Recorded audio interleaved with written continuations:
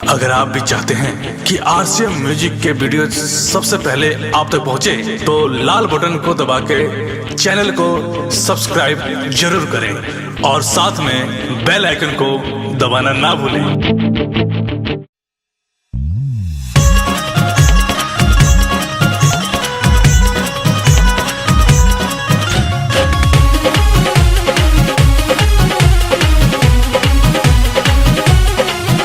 सखी रे होले होले पलंग लागल डोले, सखी रे होले होले पलंग लागल डोले, न कहनी राती के किया जवानी ले ले ले यार, सोनिया सुतले पे डबले किया जवानी ले ले ले यार। सखी रे होले होले पलंग लागल डोले, न कहनी राती के किया जवानी ले ले ले यार, सोनिया सुतले पे डबले किया जवानी ले ले ले यार।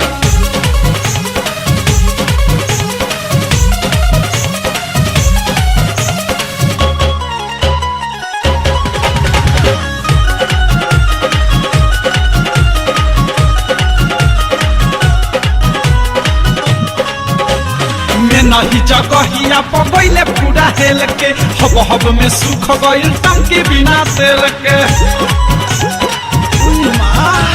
में नहीं जगहिया पबैले पूरा हेल के, हब हब में सुख गइल टंकी बिना तेल के। उ हाथ लागल फेरे उखी के जैसे पेरे, डाली के नीचे मुड़ा छिया जवानी ले ले ले यार, सोनिया सुतले में डाले गया जवानी ले ले ले यार।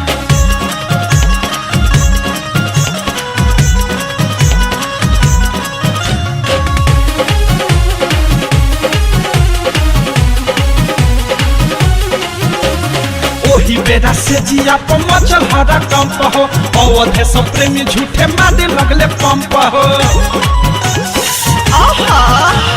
ओही बेरा से जिया पर मचल हरा कंप हो, ए मेंबर दा झूठे मारे लगले पंप हो।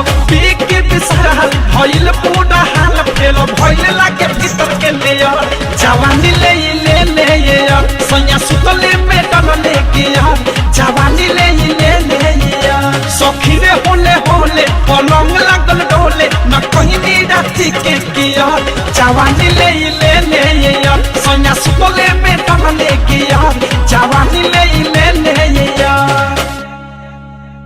डाउनलोड कीजिए RCM music official app play store से। आरसीएम म्यूजिक के सारे ऑडियो वीडियो डाउनलोड करने के लिए